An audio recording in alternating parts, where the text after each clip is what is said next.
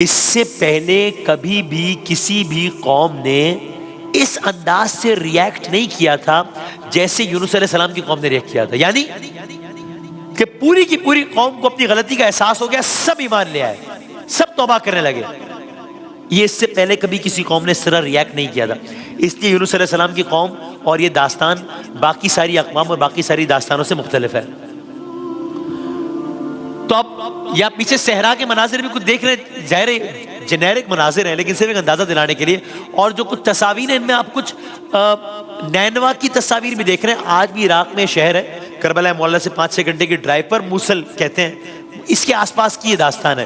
تو اب منظر کیا ہے کہ سب میدان میں, صحرا میں, بیابان میں ہیں, سب گریہ وزاری کر رہے ہیں, سب اللہ تعالیٰ سے توبہ کر رہے ہیں, سب اللہ تعالیٰ کے حضور گر گڑا رہے ہیں, سب کو اپنی غلطی کا احساس ہے. اور تاریخ میں پہلی مرتبہ کسی قوم نے اس طرح ریاکٹ کیا ہے. یہ منظر جاری ہے یہاں تک کہ اب منظر نامے میں تبدیلی آنا شروع ہوئی.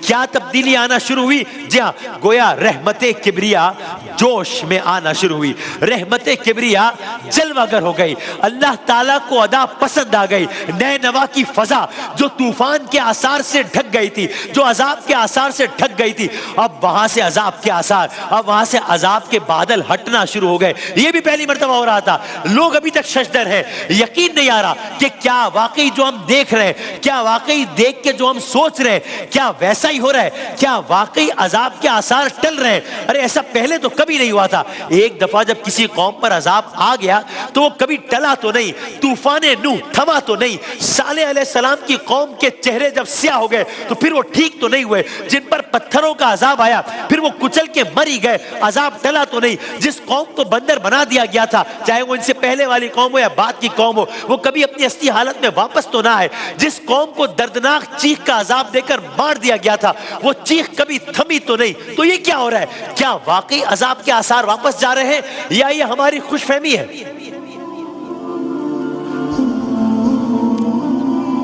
دنیا کی تاریخ میں نینوا کے قرب و جوار کے صحرا میں ایک نیا منظرنامہ جنم لینے جا رہا ہے. ایسا پہلے کبھی نہیں ہوا. میں نے پڑھا ایک جگہ پر کہ کم از کم یہ تعداد 1 لاکھ افراد تھی, اس سے زیادہ بھی ہو سکتی ہے, لیکن یہ تعداد 1 لاکھ تک تو ظاہر قوم کی بات ہو رہی ہے پوری. تو دنیا کی تاریخ میں ایک نیا منظر جنم لے رہا ہے کہ جب سب کھڑے ہیں, عذاب کے آثار آئے ہیں, منظرنامے میں تبدیلی آئی ہے, اور اب سب سوچ رہے ہیں کہ کیا ہوا ہے. کبھی دل ہی دل میں یہ بھی سمجھ رہے ہیں کہ واقعی عذاب ٹل رہا ہے, عذاب کے آثار ٹل رہے ہیں. پھر سوچ رہے ہیں نہیں شاید ہماری خوش فہمی ہے, کیونکہ عذاب تو کبھی جب ایک دفعہ آ جاتا ہے اس کے آثار تو واپس, تو کیا ہو رہا ہے نہیں سمجھ آ رہی. سب دیکھ رہے ہیں کہ دیکھتے ہی دیکھتے اب لوگوں نے محسوس کرنا شروع کیا, ارے حالات میں تو مزید بہتری آ رہی ہے.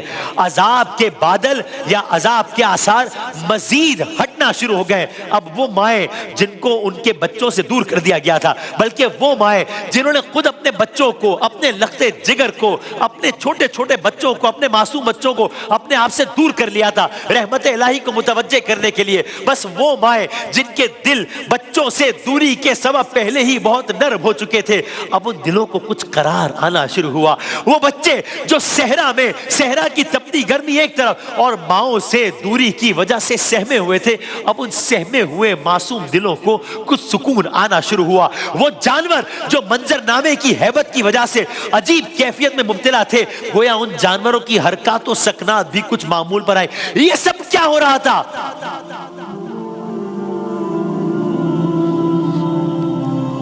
پہلے منظرنامے میں تبدیلی اور پھر لوگوں کے دلوں کی کیفیت میں تبدیلی. بس ادھر منظرنامے میں تبدیلی تھی, ادھر لوگوں کے دلوں کی کیفیت میں تبدیلی تھی. ادھر بادل ہٹ رہے تھے, ادھر دلوں کو سکون آ رہا تھا. سب سوچ رہے تھے یہ سب کیا ہو رہا ہے, یہ سب کیا ہو رہا ہے. ہوا کیا؟ جواب جی ہاں, اللہ کو ان کی درباندگی پسند آ گئی. نینوا کے لوگوں کی توبہ قبول ہو گئی, عذاب کے آثار ٹل گئے, ہر طرف خوشی و اطمینان کی لہر دوڑ گئی. پہلی مرتبہ کسی قوم پر عذاب کے آثار آنے کے بعد چلے گئے. یونس علیہ السلام کی قوم کا ایمان لانا انہیں فائدہ دے گیا, فائدہ دے گیا. سنیے, یونس سورہ قرآن مجید میں ایک سورہ ہے, سورہ کا نام ہے سورہ یونس. اس سورے کی ایک آیت کا ترجمہ سنیے. اس آیت کا ترجمہ ہے پھر کوئی بستی ایسی کیوں نہ ہوئی، پھر کوئی بستی ایسی کیوں نہ ہوئی کہ ایمان لاتی تو اسے اس کا ایمان نفع دیتا سوائے یونس علیہ السلام کی قوم کے. گویا قرآن مجید نے انڈورس کر دیا کہ یہ ایک ایکسیپشنل معاملہ تھا. یہ فرمایا کوئی بستی ایسی کیوں نہ ہوئی کہ ایمان لاتی تو اسے اس کا ایمان نفع دیتا سوائے یونس علیہ السلام کی قوم کے. اور آگے بتایا کیا ہوا، جب وہ ایمان لائی ہم نے دنیا کی زندگی میں ان سے ذلت کا عذاب دور کر دیا. یعنی عذاب کے وہ آثار جنہیں خود قرآن نے اپنے الفاظ میں ذلت کا عذاب کہا، دور کر دیا، عذاب ٹل گیا.